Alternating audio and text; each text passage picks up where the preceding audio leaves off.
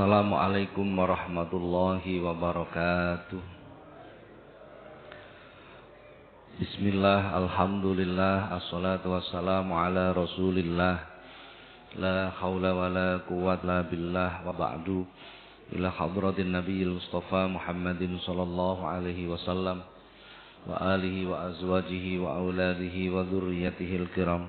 Wa ila jami'i baqiyati sahabati wa tabi'in wa syuhada'i wa salihin wal ulama'il amilin wa musannifin wa muallifin wa jami'il malaikatil muqarrabin wa sadatina sufiyatil muhaqqiqin khususan ila sultanil awliya Asy-Syaikh Muhyiddin Abdul Qadir Al-Jilani wa sairil awliya illah wal awliya tis'ah wa ummatina wa abaina wa ajdatina wa jaddatina wa masayikhina wa asatidina wa muallimina wa dawil huquqil wajibati alaina wa alal hadirina fi majlisina hada khususan ila man fataha hadil qaryah wa khususan ila muallif hadal kitab Asy-Syaikh Al-Imam Jalaluddin bin Kamaluddin As-Suyuti radhiyallahu anhum sayulillahi lahumul Fatihah. A'udzu billahi minasy syaithanir rajim. Bismillahirrahmanirrahim. Alhamdulillahi rabbil alamin. Ar-Rahmanir Rahim. Maliki yaumiddin. Iyyaka na'budu wa iyyaka nasta'in. Ihdinas siratal mustaqim. Siratal ladzina an'amta 'alaihim ghairil maghdubi 'alaihim waladdallin. Amin. Para jamaah, alhamdulillah sore hari ini kembali kita dipertemukan Allah di majelis yang penuh dengan keberkahan ini. Mudah-mudahan setiap aktivitas kita dicatat oleh Allah sebagai amal soleh. Amin, Allahumma amin. Para jamaah, kita lanjutkan kajian kita Al-Babur Rabi'u Asyara, bab 14, menerangkan tentang keutamaan beberapa fardu, sesuatu yang diwajibkan. Bismillahirrahmanirrahim. Qala al-musannifu rahimahullah ta'ala wa nafa'ana Allah bihi wa bi'ulumihi wa 'ada 'alaina bi barakatihi wa asrarihi wa karamatihi fid dharain amin. Al-babu tawiki bab ar-rabi'u asyara kang kaping 14. Iku fi fadilati tetep ing dalem nutur kautamane al-faraidi pira-pira fardu. Bab 14 ini menerangkan tentang keutamaan sesuatu yang fardu atau wajib. Kita bahas dulu bagaimana hal-hal yang fardu itu, bagaimana hal-hal yang wajib. Agama kita itu berisi tentang perintah dan larangan, baik secara tekstual ataupun kontekstual, baik secara eksplisit ataupun implisit. Adapun perintah itu tidak semua bermakna wajib. Ada kalanya perintah itu yang dimaksud adalah sunnah. Ini yang harus kita perhatikan dulu. Jadi kalau kita membaca Quran, mempelajari hadis, harus bisa membedakan mana-mana perintah yang itu kemudian menjadi wajib, mana-mana yang itu kemudian menjadi sunnah. Demikian pula larangan. Ada kalanya an-nahyu lit tahrim, larangan itu bersifat haram. Dan ada kalanya larangan itu sifatnya karoha. Karoha itu makruh. Ini kita harus tahu bedanya juga. Harus tahu bedanya juga. Kenapa begitu? Bila kita tidak mengerti mana yang wajib, mana yang sunnah, asal mengerjakan, dan ketika kita melakukan yang sunnah tapi meninggalkan yang wajib, itu menjadi masalah. Itu menjadi masalah. Contoh, panjenengan sholat,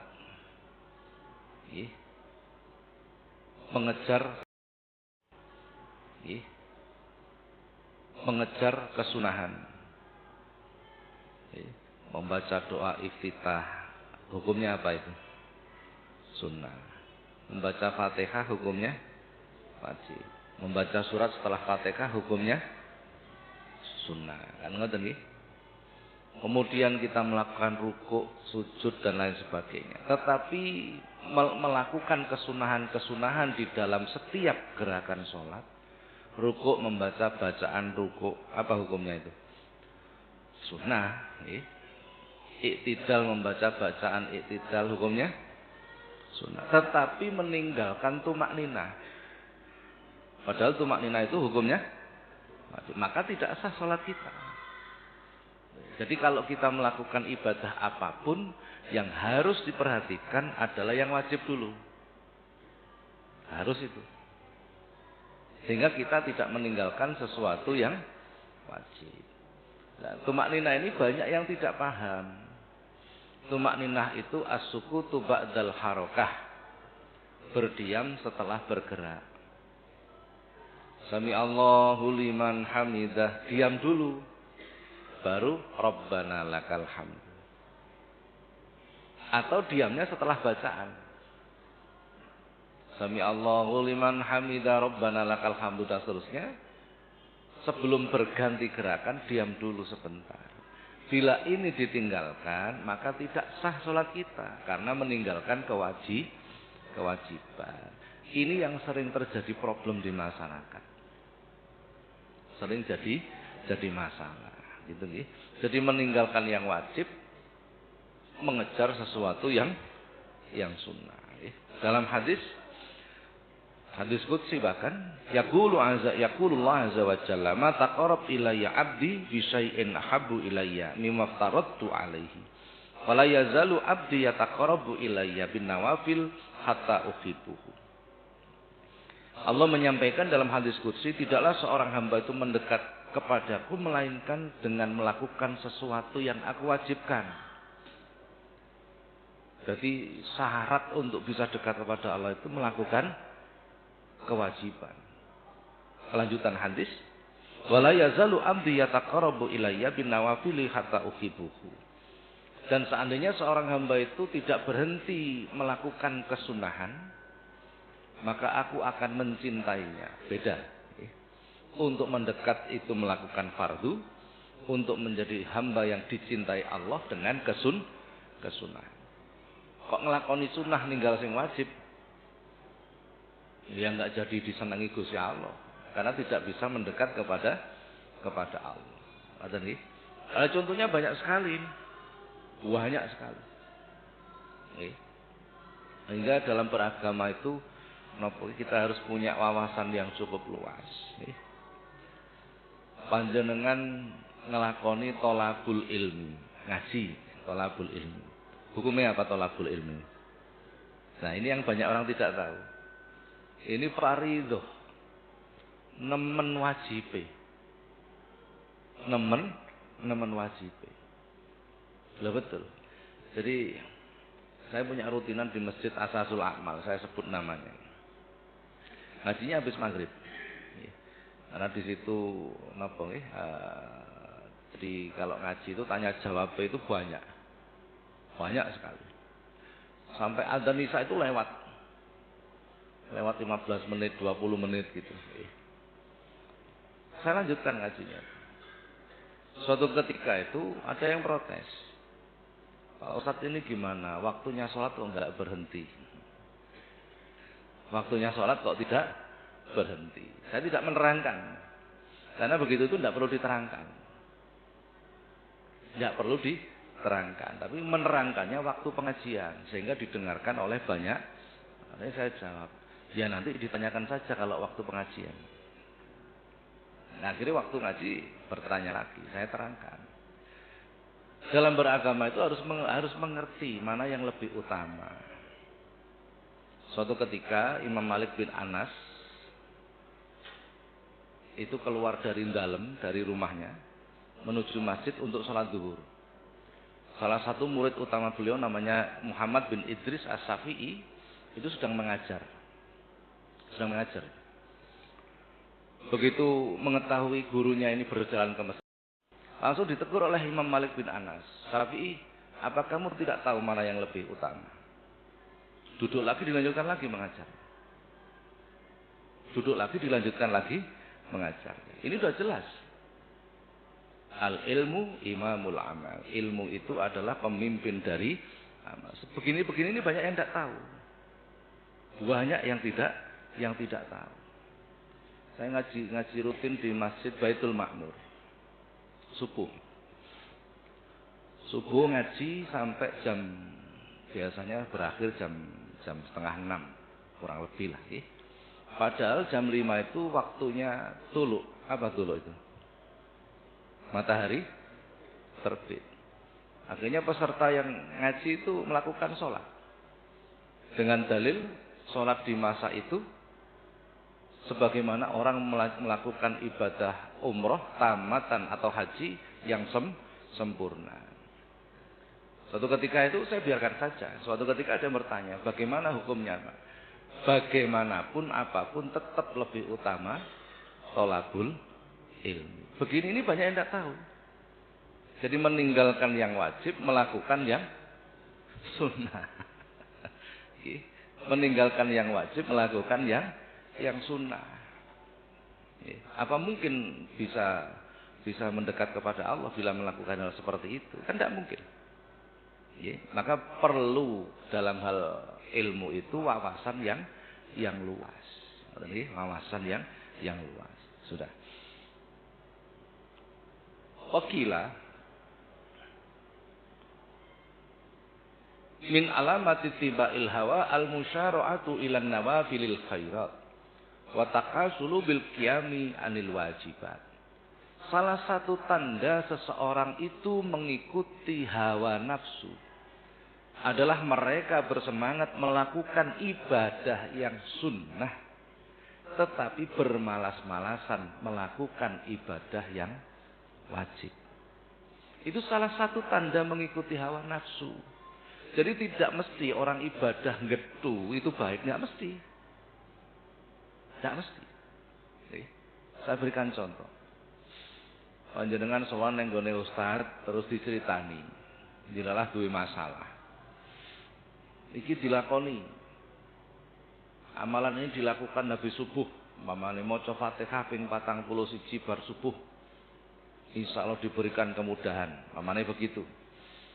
Dilalah ustadznya memberi contoh.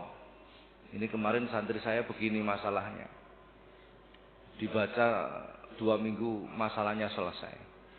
Ini santri saya yang lain ini kebulet utang. Diwaca oleh sak wulan.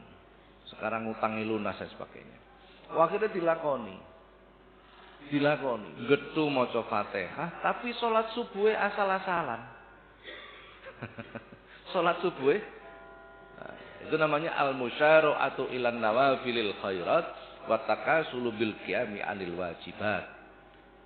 Bersemangat ketika melakukan ibadah yang sunnah tetapi bermalas-malasan, bukan meninggalkan, bermalas-malasan ketika melakukan yang wajib. Itu min alamati tiba'il hawa. Salah satu tanda seseorang mengikuti hawa nafsu. Ini banyak yang tidak tahu. Merasa yang dilakukan sudah benar. Kan ngoten nggih? Nah, tetap kembali ilmu itu sebagai parameter. Nah, kita nggak pernah ngaji, ilmunya kurang, nanti merasa dirinya benar, padahal salah. Dan banyak yang lain. Dalam hadis juga Rasulullah menyampaikan, "Innallaha farada fara'idha fala tudayyi'uha wa hadda hududan fala ta'taduha wa harama asya'a fala tantahikuha wa sakata an asya'a rahmatan lakum ghairan nisyanin fala tabhasu anha." Sesungguhnya Allah itu mewajibkan beberapa kewajiban. Fala ta'taduha, fala tudayyi'uha, maka jangan kau sia-siakan. Jadi apa yang menjadi kewajiban bagi kita itu sebenarnya hal yang paling menguntungkan kita. Maka jangan disia-siakan. Jadi kalau kita bicara kewajiban dalam pikiran kita jangan hanya sekedar membayangkan sholat, puasa Ramadan, tidak hanya itu. Banyak kewajiban itu. Kewajiban kita hablum minallah antar. Tidak hanya itu. Banyak kewajiban itu. Kewajiban kita hablum minallah antara lain sholat, puasa Ramadan, zakat. Itu hablum minallah. Kewajiban kita dalam rangka meningkatkan kualitas ibadah, thalabul ilmi, hal yang paling utama.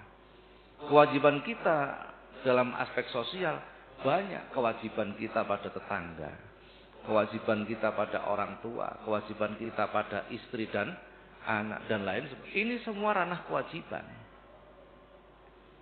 Ranah kewajiban. Jadi jangan dipikir sholat, puasa, nggak begitu saja. Karena banyak hal wajib lain yang harus kita lakukan. Kewajiban seorang guru kepada muridnya, kewajiban seorang murid kepada gurunya, kewajiban anak kepada orang tuanya, kewajiban tetangga kepada tetangganya, dan lain sebagainya. Maka ini semua dalam ranah fardu kewajiban. Jadi jangan disia-siakan. Setiap kewajiban yang diperintahkan Allah itu menguntungkan kita. Wa hadda hududan fala ta'taduha. Allah itu membuat batas-batas. Maka jangan pernah dilewati batasan itu. Ketika kita melewati batas, maka kita keluar dari aturan Allah. Sudah. Selanjutnya hadis wa harama an asya'a fala tantahikuha, dan Allah mengharamkan beberapa hal, maka jangan dilakukan, tinggalkan. Jadi sesuatu yang diharamkan Allah itu pasti membawa kemadharatan, membawa kejelekan pada diri kita, itu pasti sudah. Entah itu urusan dunia atau urusan akhirat atau keduanya. Wa sakata an asya'a rahmatallakum ghairu nisyanin fala tabhasu anha. Lah ini. Terkadang Allah itu diam menyaksikan kita melakukan dosa, kesalahan, itu diam. Rahmatallakum, karena rahmat bagi kita. Tidak disegerakan siksanya. Artinya diam itu begitu. Nek Bani Israil itu disegerakan, siksanya disegerakan. Rahmatallakum ghairu nisyanin, bukan karena Allah itu lupa. Maka jangan pernah kita melupakan dosa dan kesalahan kita. Itu bahaya sekali. Jadi kita dibiarkan oleh Allah itu artinya kita diberi kesempatan untuk merubah dosa, kesalahan itu menjadi sebuah kebaikan. Ada nih? Sudah. Maka penting sekali kita mengenal mana-mana yang wajib, kewajiban-kewajiban kita. Ini tidak hanya kepada Allah. Kepada orang tua bagaimana? Wajib anak neng wong tua. Bahkan hadisnya kan jelas itu. Jelas sekali. Jadi bila seseorang itu ridallah fi ridal walidain wa suhtullah fi suhtil walidain. Ridho Allah itu berada pada ridho orang tua. Murka Allah berada pada murka orang tua. Sampai begitu. Bukan berarti orang tua kita itu Tuhan, bukan. Bukan begitu kan artinya. Jadi aspek sosial itu juga mempengaruhi kehidupan kita. Dan sudah. Makanya penting sekali. Jadi kewajiban-kewajiban harus kita ketahui. Setelah kita mengetahui yang wajib, kita melakukan, baru tambahkan yang sunnah. Begitu, kadang nggak diurutkan, nggak berurutan. Terus pokoknya beragama, gitu. Sehingga melakukan yang sunnah, meninggalkan yang wajib. Adapun yang sunnah, Rasulullah mengatakan, "Ma nahaitukum anhu fajtanibuhu wa ma amartukum bihi faf'alu minhu mastata'tum." Apa yang aku larang, tinggalkan. Apa yang aku perintah, bila itu wajib, lakukan sepenuhnya. Bila itu sunnah, lakukan semampumu. Lakukan semampu kita. Karena nggak mungkin kita melakukan sunnah 100% itu. Nggak mungkin. Saya kemarin itu diundang isi, suruh memberi ceramah walimatul ursi. Dilalah sing sambutan itu menyatakan, mari kita upayakan melakukan sunnah 100%. Aku ya kudu guyu dhewe. Piye kok sunnah 100% itu? Enggak mungkin bisa itu sudah. Jangankan kelas kita, kelas para sahabat, muridnya Rasulullah langsung enggak bisa. Enggak ada yang mampu. Enggak ada yang mampu. Betul itu. Jadi jangan dianggap sunnah itu sekedar minum tangan kanan, makan tangan kanan, masuk masjid kaki kanan. Enggak hanya itu, kaki kanan, enggak hanya itu. Tidak hanya itu. Pernah saya terangkan tentang kesunahan dalam wudu. Munus padha gak kamot kabeh tibake. Kaya wis rada percuma. Jadi terangno akhirnya gak dilakoni kan ngoten iki. Karena terlalu banyak kesunahan. Terlalu banyak kesunahan. Sudah contohnya seperti jadi hal yang sunnah itu lakukan semampu kita. Semampu kita. Kita fokus yang wajib, jangan pernah ditinggal. Jangan pernah ditinggal. Yang wajib itu ibarat sesuatu yang utama. Yang sunnah itu adalah pendukung sesuatu yang utama. Nah ini pola pikir ini harus dipahami betul dalam beragama. Panjenengan poso lakukan dulu yang wajib mana? Puasa itu. Yang wajib mana? Baru yang sunnah. Jangan dibalik. Ngelakoni sunnah sing wajib ditinggal. Jangan seperti itu. Zakat juga begitu. Lakukan yang wajib dulu. Baru yang sunnah di dalam perbuatan zakat itu apa? Lakukan. Kalau kita nggak ngerti mana yang wajib, kan repot nanti. Nah, dalam bahasa fikih, yang wajib itu masuk dalam kategori rukun. Rukune sholat, rukune poso, rukune wudu itu kan nggak boleh ditinggal. Gitu. Kalau syarat sahnya kan beda lagi sudah. Rukun di dalam perbuatan itu sendiri. Begitu. Sudah.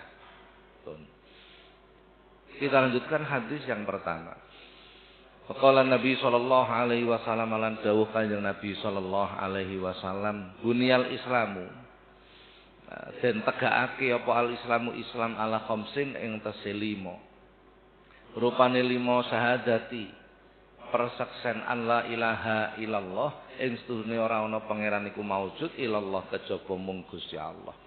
Wa ana tuhune Muhammad dan Nabi Muhammad iku Rasulullah utusane Allah. Wa iqami sholati lan jumenengake salat wa itaiz zakah lan nekani zakat. Wa hajil baiti lan ibadah haji ing Baitullah wa shaumi Ramadan lan poso wulan Ramadan. Islam itu dibangun atas 5 hal yang kemudian menjadi rukun Islam. Rukun itu tiang, cagak. Arti dari rukun itu adalah tiang. Jadi Islam itu dibangun atas 5 hal yang kemudian kita mengenal dengan rukun Islam. 1, syahadat. Bersaksi bahwa tidak ada Tuhan selain Allah dan Nabi Muhammad utusan Allah. Kalimat bersaksi bila kita pahami, panjenengan kok dipanggil sebagai saksi. Ada satu masalah panjenengan dipanggil oleh jaksa sebagai saksi. Artinya apa? Artinya apa itu? Orang yang tahu. Betul nggak? Tentang kejadian itu orang yang tahu. Jadi kalau kita mengucapkan asyhadu, saya bersaksi, berarti kita itu wajib tahu Allah. Wajib tahu Allah, wajib mengenal Allah. Maka dalam hadis disebut awalu wajibin alal insan ma'rifatul ilahin bil istiqon. Kewajiban pertama kali bagi manusia itu adalah mengenal Allah. Sifat wajib, sifat jaiz, sifat muhal, sifat uluhiyah, rububiyah, salbiyah itu wajib. Harus, wajib itu harus. Harus kita.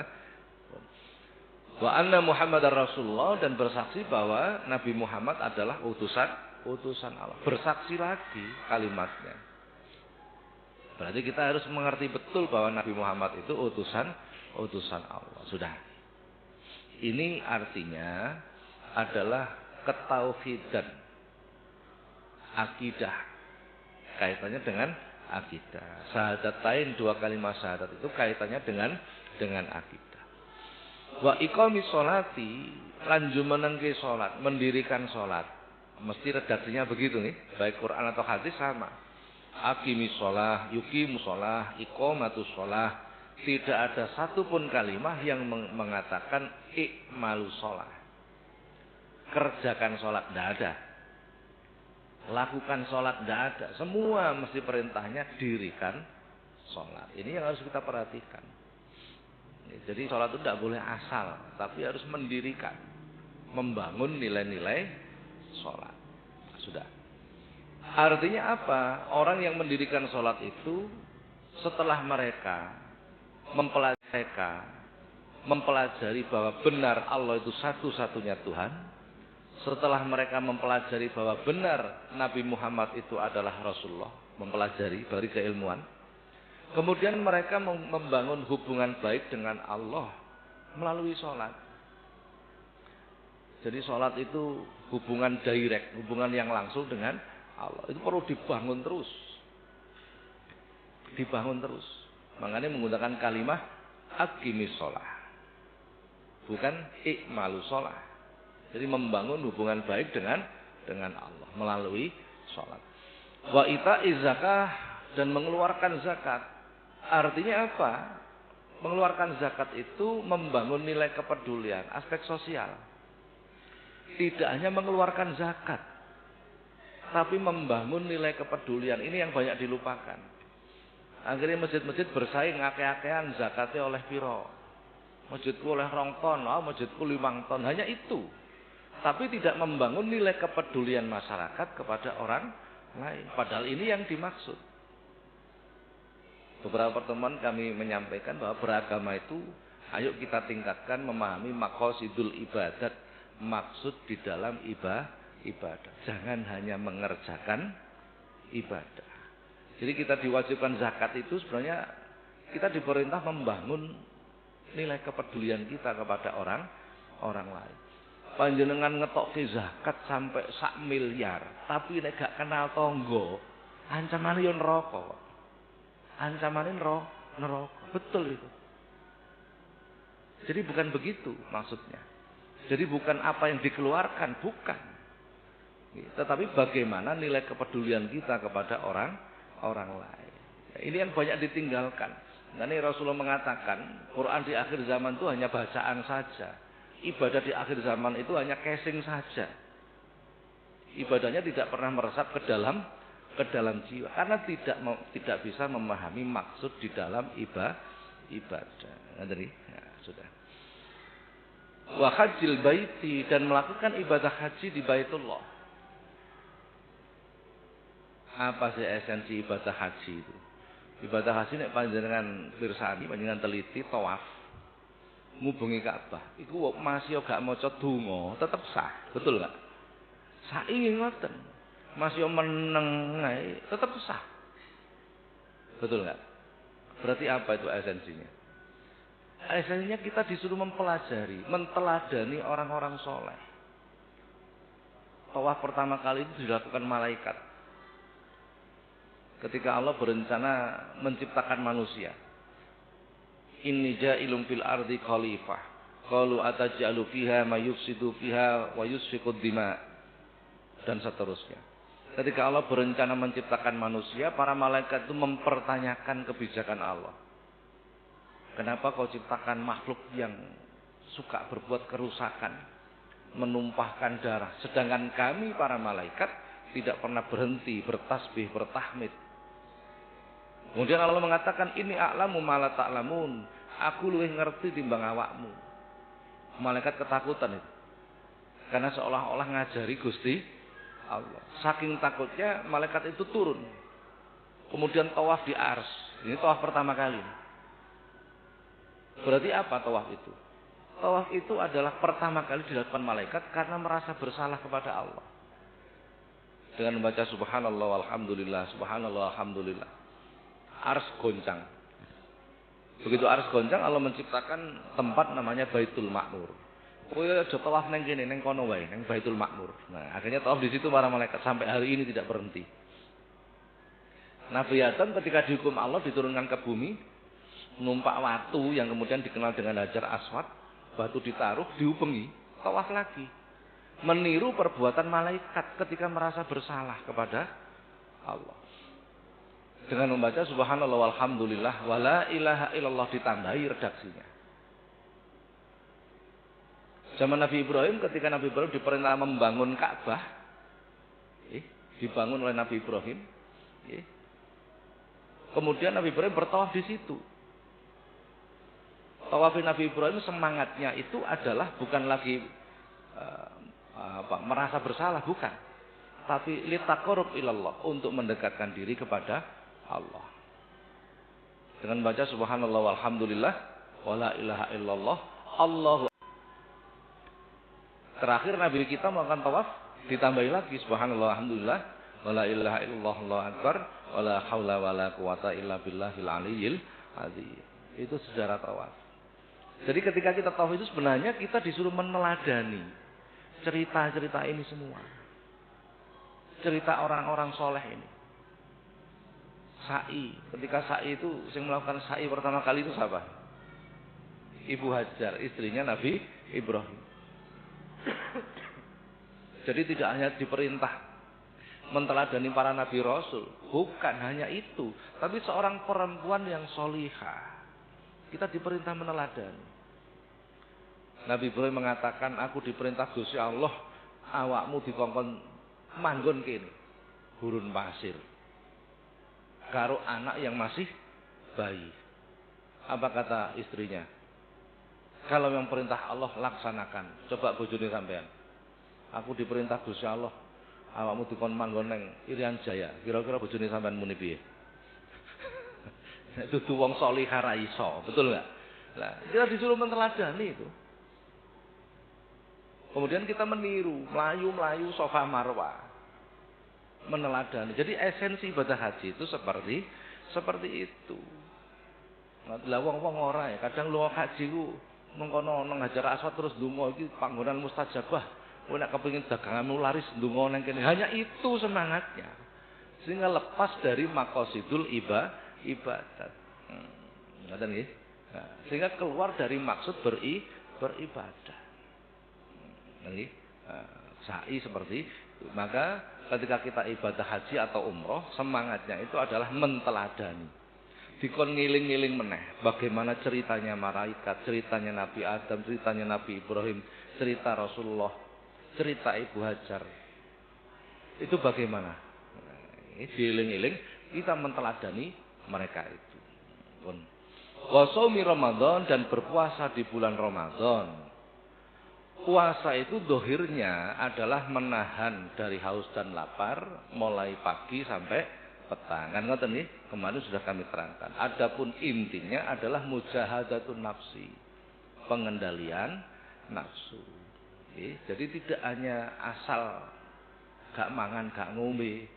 Sampai Rasulullah mengingatkan kamin shaimin laisa lahul jaza ilal ju' wal atas. Betapa banyak orang itu ketika berpuasa tidak mendapat apa-apa, hanya sekedar haus dan lapar, karena tidak memahami maksud dari puasa.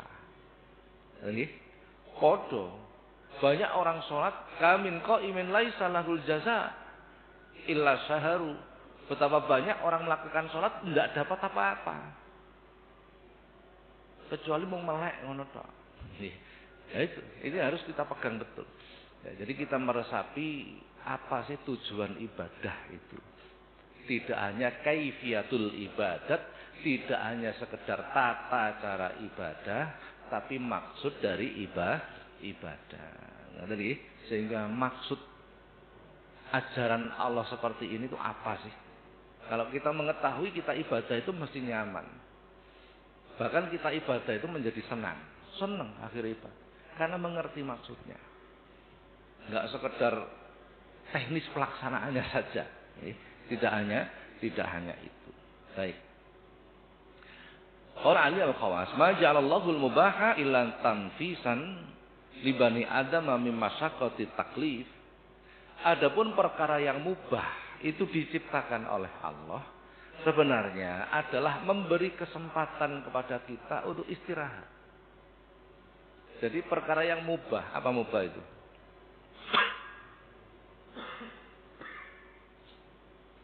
Dilakoni yo gak apa-apa, ditinggal ndak apa-apa. Yo gak oleh ganjaran, gak oleh dosa. Perkara mubah itu diciptakan oleh Allah sebenarnya itu untuk memberi kesempatan kepada kita istirahat. Ada nih. Jadi harus diingat itu, barang mubah itu memberi kesempatan kepada kita untuk istirahat. Jadi Gusti Allah itu nemen toleransi ini. Makanya makan itu hukum asalnya mubah, tidur hukum asalnya mubah. Tapi kalau barang mubah ini kemudian menjadi hobi, itu menjadi masalah. Hadis itu. Rasulullah mengatakan salah satu turisu qaswatal qalbi. Ada 3 hal yang menjadikan hati itu mengeras. Mengatakan salah satu turisu qaswatal qalbi. Ada 3 hal yang menjadikan hati itu mengeras sehingga tidak bisa dimasuki hidayah, tidak bisa dimasuki maunah pertolongan Allah dan lain sebagainya. Apa itu? Hubun naum, senang turu yang pertama. Lo tidur itu hukumnya mubah kok, enggak dosa. Tapi nek senang turu itu menjadikan hati kita mengeras walaupun tidak dosa. Yang kedua hubun naum, hubut ta'am, hubul akli, senang makan. Lo makan itu mubah, mangan ya oleh, gak mangan ya ora apa-apa. Nek senang mangan masalah. Menjadikan hati kita mengeras. Hati kita mengeras. Yang ketiga hubur roha, senang santai-santai. Nanti wong Islam itu etos kerjanya mesti tinggi sebenarnya. Aktivitasnya mesti semangat. Kok ana wong seneng santai-santai, bersantai itu boleh, mubah. Asalkan tidak maksiat. Tapi nek seneng santai-santai itu menjadikan hati mengeras. Hati kita jauh dari hidayah. Na'udzubillah min dzalik. Ini yang menjadi problem. Ini yang menjadi problem. Karena ketika ditambahi dengan kata hubbun, itu yang muncul adalah syahwat. Syahwat itu keinginan yang mengarah pada kejelekan. Suatu ketika Allah itu mengingatkan Nabi Daud. Ya Daud, khundir wa anzir qaumaka an akli syahawat. Fa inna quluba ahli syahawati mahjubatun anni. Daud, ingatkan umatmu, nek mangan ojo mengikuti syahwat. Makan yang mengikuti syahwat itu tidak boleh. Fa inna quluba ahli syahwati mahjubatun anni. Karena hati orang-orang yang mengikuti syahwat itu tertutup dariku, kata Allah. Contoh makan mengikuti syahwat itu gini loh. Panjenengan pingin soto, dikei liyane soto ya gak gelem. Itu namanya mengikuti syahwat. Utawa gelem wae gak semangat. Kepeksan. Nuruti pingin. Wah, saking pingine akhirnya golek mangan direwangi nanti cak. Golek mangan, melok tak nanti nang Malang. Waduh nang Malang, urusane mung golek mangan. Arep nanti cak ngaji, nanti nang Malang melok tak. Jawabe apa kira-kira? Ngaji kok adoh men. Tapi nek mangan adoh enggak menjadi masalah. Ini kan aneh ya. Padahal setiap jangkah yang kita lakukan dalam hal kebaikan itu pahalanya berlipat. Kan kudune luwih seneng nek tambah atuh. Gitu. Nah, ini perbandingannya begitu. Jadi diri kita itu masih seperti itu sebenarnya. Nggih. Ini urusan mangan ini masih atuh-atuh dibelani. Nek urusan kebaikan, wih masalah. Nggih. Lho mboten, Pak. Kula umrah niku nggih seneng atuh-atuh tetep kula belani. Ya karena itu ada gengsinya. Ada gengsinya. Napa gengsine? Wong nek mari umrah itu ada wahnya gitu loh, gitu. Nah, ya ini yang menjadi problem. Jadi sesuatu yang mengikuti syahwat itu mahjubatun, tertutup dari Allah. Maka bahaya sekali, sehingga kita sulit mendapatkan hidayah, maunah, maghfirah dan lain sebagainya. Sudah, para jamaah sampai sini menerangkan tentang keutamaan apa-apa yang difardukan oleh Allah. Barangkali ada pertanyaan, dipersilahkan. Untuk pertanyaannya bebas mawon lagi.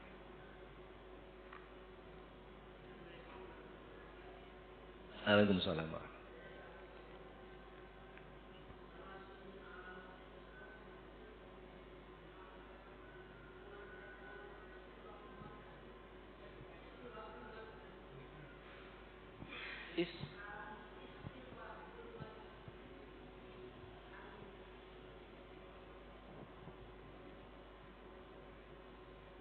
Sepindah malih.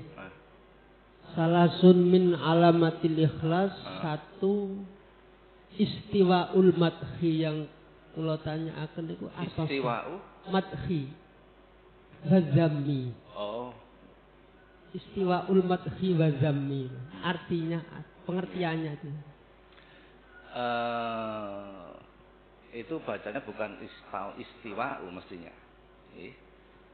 Istau.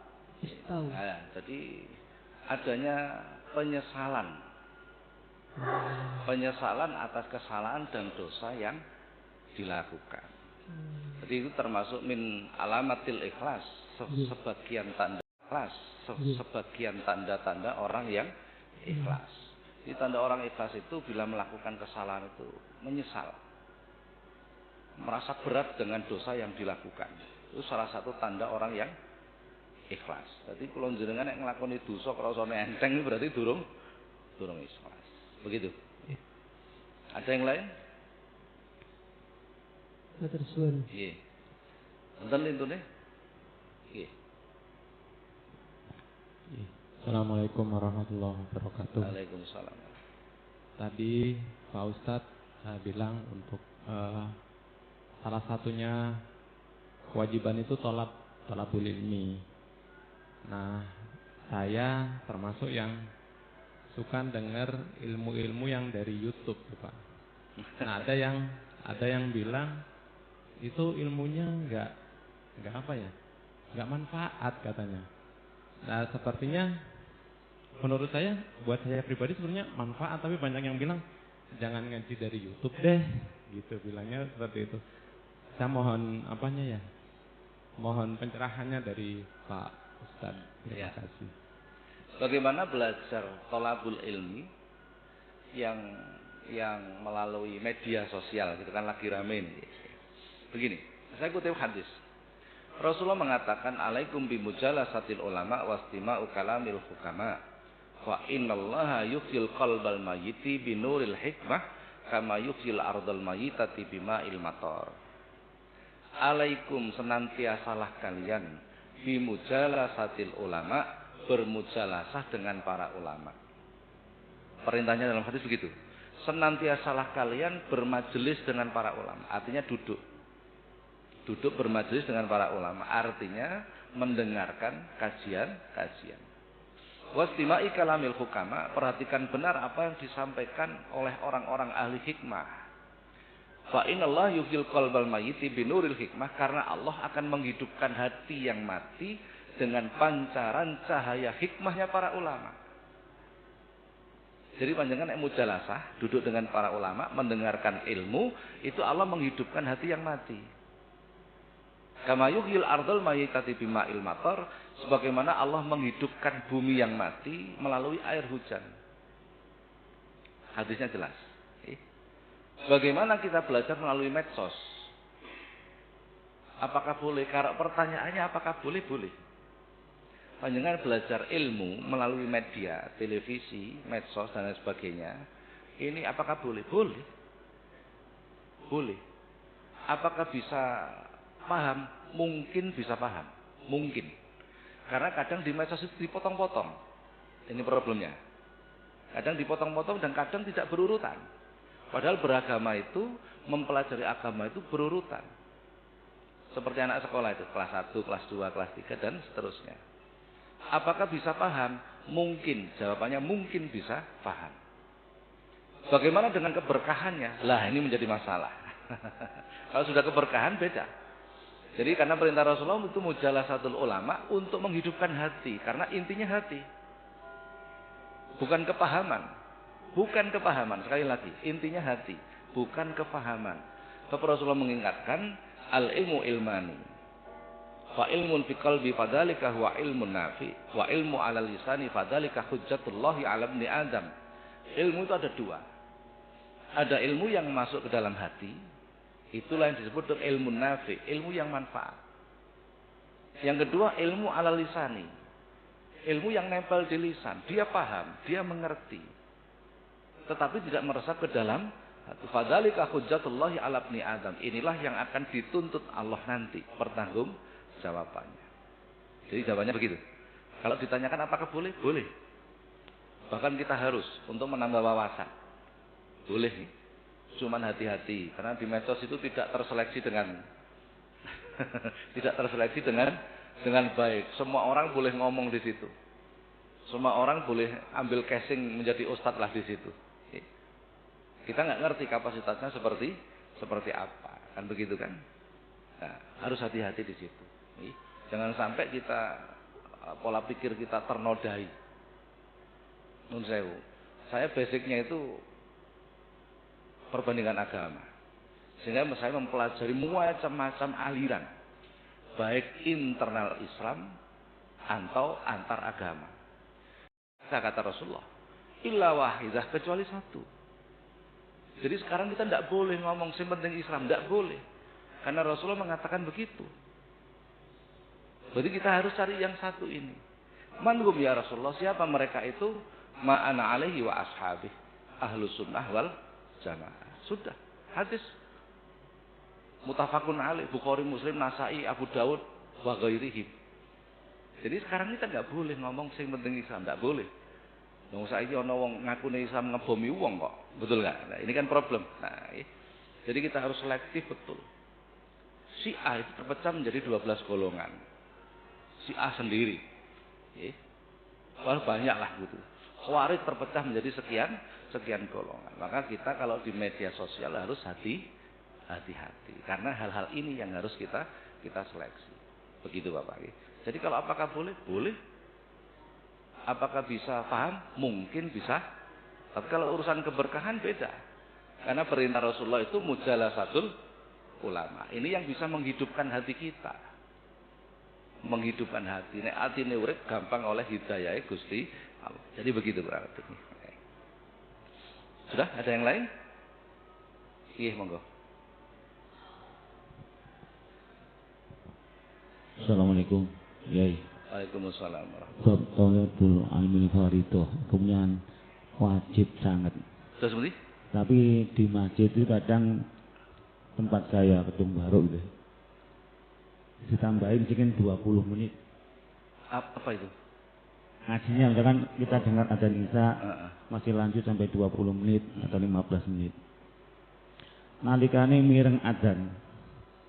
Niki pun kadang boten menjawab adzan. Boten berhenti sejenak tapi tetap berlanjut saja.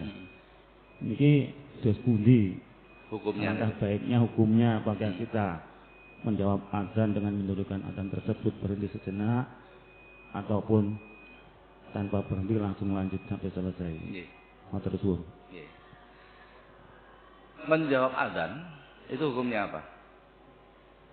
Bab adzan sudah loh, ini sudah. Apa menjawab adzan itu hukumnya? Ya itu kan termasuk muakadah, jadi sesuatu yang ditekankan betul. Kalau di kampung saya itu setiap musola adzan, kira-kira yang perlu dijawab yang mana? Setiap musola adzan dan dengar semua, yang perlu dijawab yang mana? Apakah menjawab semua? Kan tidak, cukup satu saja yang kita ikuti, kan begitu kan? Contoh kita ngaji nih. Waktu Isya masuk. Masjidin jenengan sampai 20 menit masih dilanjutkan ngaji. Ya memang begitu, hukumnya begitu memang. Benar itu. Benar. Apakah berhenti dulu menjawab adzan ataukah terus? Terus saja. Karena setelah itu kita adzan. Jadi yang dijawab adalah adzan di masjid itu sendiri. Ya, cara hukum seperti itu. Jadi begini-begini harus kita tahu hukumnya. Sehingga kita tidak mudah mempunyai prasangka jelek kepada orang lain. Karena ketidaktahuan hukum tentang agama itu sendiri. Begitu nih. Lanjutkan saja ngaji. Karena itu hal sesuatu yang paling utama dalam agama kita. Sudah. Nggak usah menjawab adzan di tempat lain. Karena setelah itu kita akan melakukan adzan sendiri. Ya, ini yang kita jawab. Nah, begitu nih. Tapi sebaiknya ketika sudah melanjutkan sampai 20 menit sudah panjang, ketika adzan langsung iqomah. Langsung iqomah. Kenapa langsung iqomah? Kenapa kira-kira? Perbandingannya begini. Lebih utama mana fi awalin waktiha atau melakukan qobliyah 2 rakaat? Lebih utama mana? Lebih utama fi awalin waktiha. Jadi begitu. Jadi dalam beragama itu harus pandai menimbang. Ya, harus mengerti tentang hukum. Saya pernah ditegur itu. Jadi ketika saya itu punya azam, punya kemauan yang kuat. Setiap bulan Rajab saya ke Mekah. Setiap masuk masjid saya mesti minum zam-zam itu. Saya minum lah sambil berdiri. Ada orang Indonesia itu menegur. Pak, mohon maaf sebaiknya kalau minum sambil duduk. Ya saya tersenyum saja, terima kasih gitu. Kemudian salah satu anggota saya ngomong, loh Pak Yai gimana? Bukankah katanya sebaiknya berdiri? Iya. Lah wau kok mboten bantah? Lah kan tidak perlu bantah. Karena kita bukankah katanya sebaiknya berdiri? Iya. Lah wau kok mboten bantah? Lah kan tidak perlu bantah. Karena kita dilarang untuk berdebat. Kan begitu kan? Jadi memang kesunahan minum zam-zam itu justru berdiri menghadap kiblat, takriman wa ta'dziman, kan begitu kan? Nah, jadi karakter orang Indonesia itu memang sering senengane negur wong. Padahal ilmune pas-pasan gitu kan. Kon ngaji arasen. Ro titik rumangsane wis roh akeh kan gitu. Itu bahaya sekali. Begitu nggih. Sampun, mudah-mudahan apa yang kita kaji menjadi ilmu yang bermanfaat. Al-Fatihah.